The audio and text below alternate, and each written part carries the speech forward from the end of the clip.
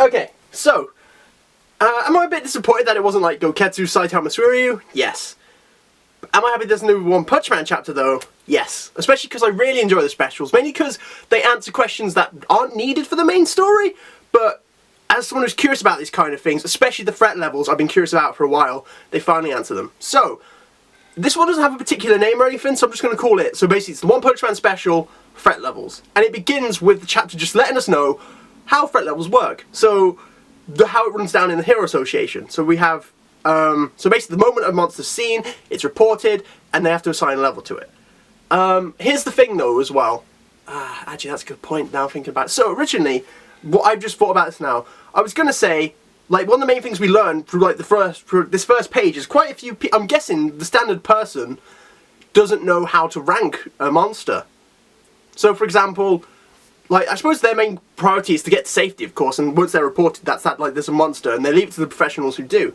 But, like, this, in the first page, they're basically going over it all, like, saying, this is what we do. We have to assign certain heroes to certain situations. So, like, we have to, if someone's fighting them, we also have to assign teams to see whose job it is to get out of there, help people escape, and whose job it is to help support the hero to fight the monster. And just from this chapter, thinking about it now, the main, like, the guy he's talking to at the beginning, who Saitama's talking to at the beginning, it's quite accurate actually for both sides, because he basically says, wow, I've never seen a monster who just came from the heavens and destroyed my stall. Now that would imply it's quite a big and powerful monster, right? But he wouldn't know what kind of rank it is. So maybe the Hero Association should say, hey, public announcement, this is what you should be expecting. If it's any, like, even just like a size scale or something, I know it's not fully accurate, or like certain traits that you can tell from, like, if they looked at the past analysis, because then it helps them as well. If most people are reporting like, hey, demon, demon, demon, demon, demon, demon, it's probably a demon. Or at the very least, they have a kind of basic idea of who to send in. If it's a demon level threat, they can send in some B classes, some A classes, possibly an S class if need be.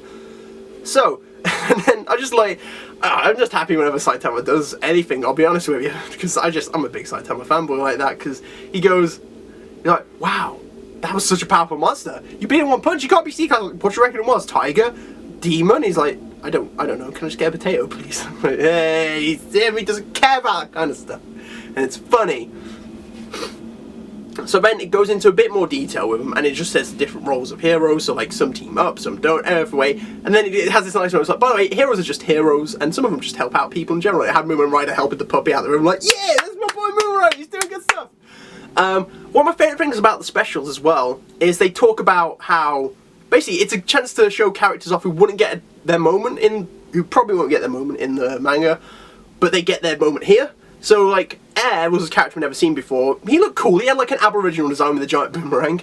And then you kind of, I suppose with the threats that Saitama faces quite a bit. So obviously we have like Garo, Goketsu, Deep Sea King, Boros, all of them quite major threats, like kill thousands quite quickly and easily. And then you've got guys like this tiger, like this title phrase, like, none of you shall sleep tonight from my decaffeinated breath. And it's like, and Ed was just like, bonk, knocked him out. You know, and you gotta give some credit to them in that sense. To the A classes at least. And like I said, so then we go to the next page, and it kind of just talks about, this is the kind of standard. So I'm guessing, from the way it broke it down for us, that it's a team effort. So for like Wolf, it says you probably want, like, I think it was 5 to 10 C class heroes and 1 B class hero. Then it goes up like that, so it's like 5 B class heroes, 1 A class hero. Now I think for a Demon it was like 10 A class heroes and 1 S class hero. That's the kind of thing you want to take on. I imagine it's not like just a team of 10 or just like 1. But they also explain, you know, most heroes don't listen to that though, because it can be really good for your ranking if you take on someone that's a high level threat. Of course, because like someone like Tatsumaki could easily take on a demon level threat. She would have wrecked the Deep Sea King, for example, because that's the example they use for the demon level threat.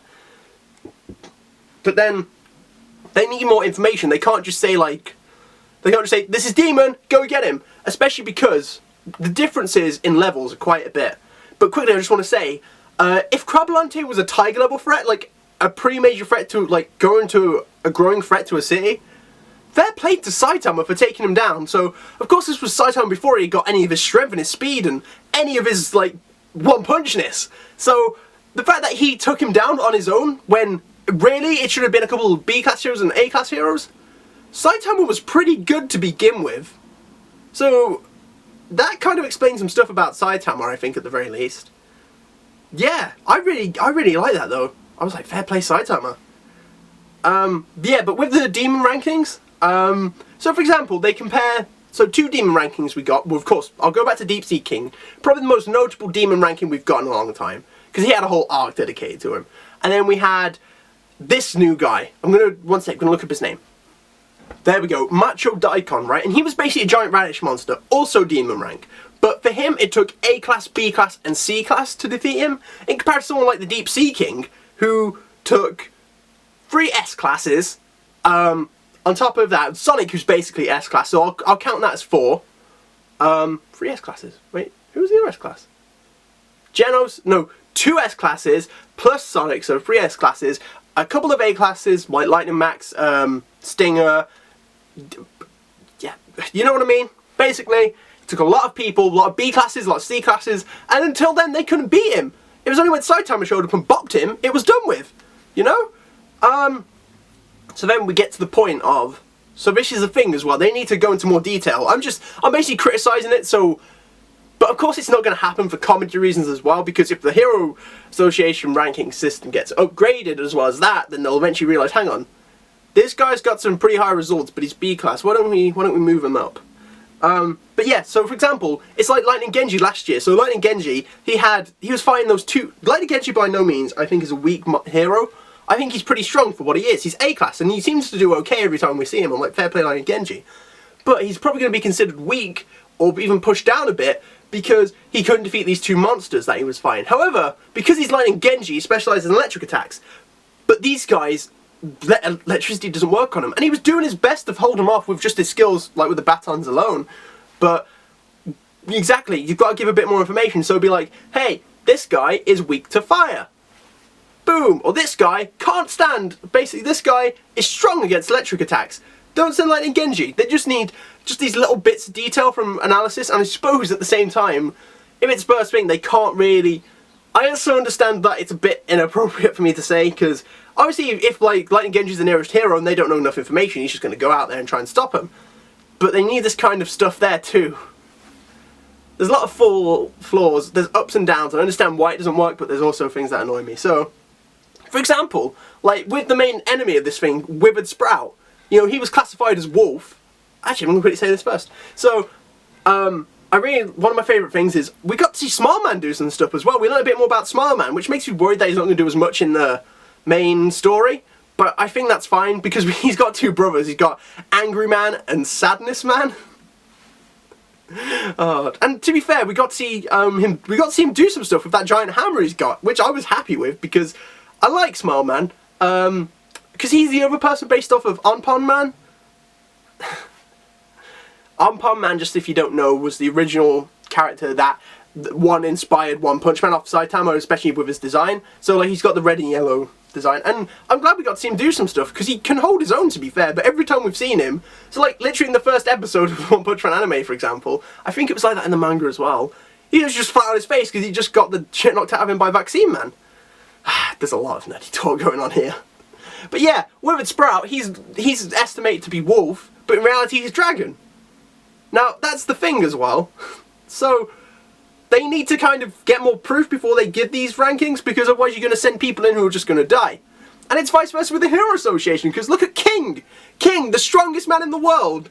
They've never seen him fight. They just take for granted, oh, he must be strong. You probably want some evidence before that as well. No one, I think, has ever seen King fight. All they just assumed was there's this big guy here, and there's a dead monster over there. It was probably him. He's got a scar. And it's like, maybe think about that a bit more. I also understand why not, because of the comedy, but I just want to point these problems out, because it's not that it annoys me, it's just this is stuff I think about, and I'm like, well, if they did this, and this might be what they do at the very end of the series. So, you know, when the ultimate threat's been defeated, but there's still monsters around them, so what if we do this, and this to improve the Hero Association instead? Which I think is possible. I don't think it's impossible it could happen. And it was good, because like I said, I like seeing heroes who aren't going to do stuff that much do stuff. So like, I got to see Smileman. It was quite funny seeing Angry Man and Sadness Man too.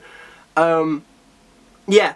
And then this guy, So one thought I had was, which immediately got denied, so I'm going to very quickly go over this. I thought, well, maybe monsters could be good, you know? Who says they got to be bad? Because this guy didn't want to fight it, but then the next page he was like, freeze, freeze, die, haha, sneak attacks. And I'm like, ah, he's bad. But he was a dragon level threat as well, you know? They just need to be careful. Like, monsters can't really survive because I feel like monsters are born from negative emotions and anger and hatred, and then it's just amplified into a monster form. Yeah. I don't know if that's true. I've guessed that. I might have heard it somewhere else, but it might not be true.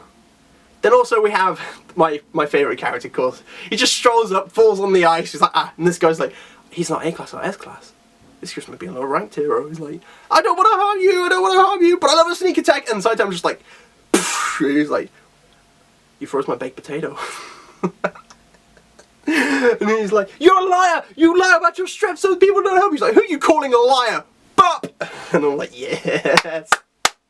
I just don't get sick of him hitting people. It's, I suppose because he just tends to be quite funny how he does it. Oh, he does a good job. He does a good job. Yeah, but it was interesting stuff learning about this chapter. So, if I had to change how the Hero Association rank things, I'd probably go for a more Dragon Ball style level and go for pat of numbers.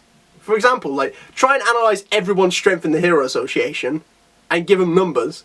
So then you can give the opponents numbers as well. And it sounds a bit risky, but looking from their first bits at least. So you've got very smart people there. You've got like Child Emperor and Metal Knight, for example. Like, I don't know how, like, they're very smart in mechanically, but I'm not sure how smart they are normally in comparison. But I imagine they're pretty smart. But also, like, it makes me think of, but you got to do it right. So Child Emperor was on the right track with that item he made before, but he only measured physical strength. It wasn't good enough because obviously Child Emperor himself, he had like 1,880. I think that was his number. Not that I know or anything.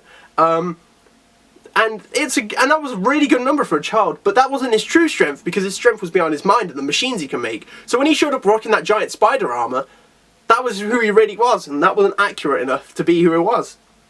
So, yeah, number system would be great. I understand why there's not, but I feel like that could be endgame stuff at the very least.